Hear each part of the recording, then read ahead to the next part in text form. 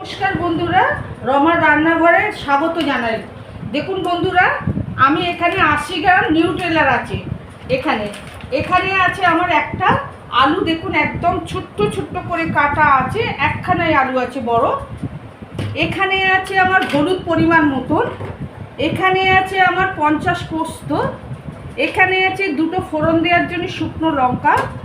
এখানে আমার আছে কাঁচা লঙ্কা আর আদা রসুন আছে, এটা পেস্ট হবে। আর এখানে 10টা কাজু আছে, পেঁয়াজ আছে 3টে চপ করা। আজকে আমি সয়াবিন পোস্ত করব, আপনারা আমার সঙ্গে থাকবেন। দেখুন বন্ধুরা, আমি গরম জলের মধ্যে এই সয়াবিনটা ঢেলে দিল। এইটা 10 মিনিট এটা জলে ভিজবে। আর এইখানে আমি দেখুন পেস্ট করব কাজু আর এই পোস্তটা নিয়ে যাচ্ছি, একসঙ্গে নিয়ে গিয়ে পেস্ট করব। দেখুন বন্ধুরা, আমি মিক্সির মধ্যে কাজু আর পোস্তটা প্রথমে একটুখানি গুঁড়িয়ে নিচ্ছি, তারপরে আমি আদা মশলা দিয়ে আবার পেস্ট করব।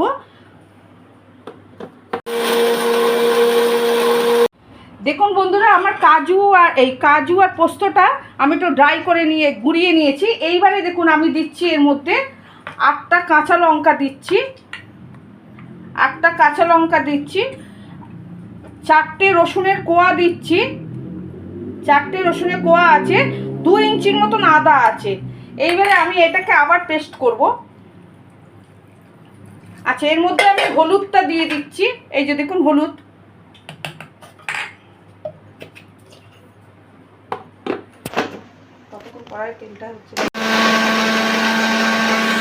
তেল দিয়েছি কড়ার মধ্যে। এখানে 100 গ্রামের কম আছে, ওই ধরুন না 75 গ্রামের মতন হবে। এবারে আমি এখানে দিয়ে দিচ্ছি দুটো শুকনো লঙ্কা, দেখুন ফাটানো আছে, এটা ফোড়ন হিসেবে দিচ্ছি। গ্যাসটা একটু সিমে করে।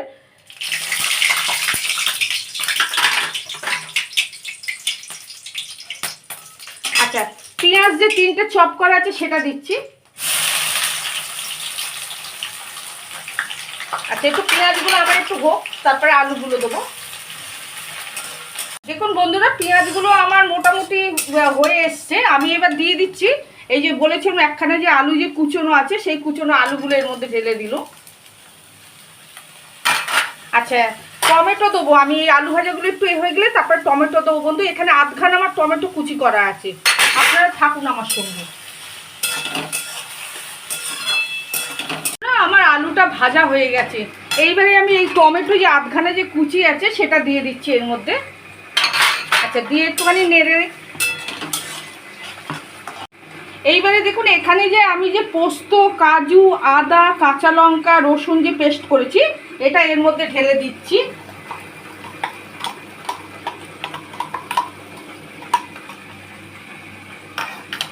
আচ্ছা, এর মধ্যে একটু জল দেবো আমি, কারণ মশলাটা তো কষতে হবে বন্ধুরা।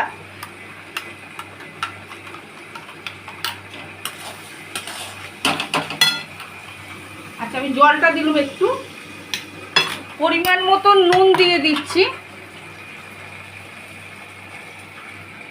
আচ্ছা, এখানে যে আমার যে সোয়াবিনটা যে আমার যে ভিজানো আছে গরম জলে, সেটা আমি যখন দেবো আপনাদেরকে দেখাবো। এখনও আমার 5-7 মিনিট হয়েছে, এটা 10 মিনিট ভেজাবো।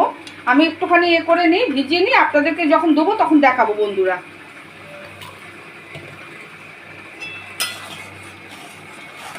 আমি যে এই যে পোস্ত, কাজু, কিশমিশ দিয়ে যে আলুটা কষছিল, এই দেখুন আমার দেখেছেন তেল ছেড়ে গেছে।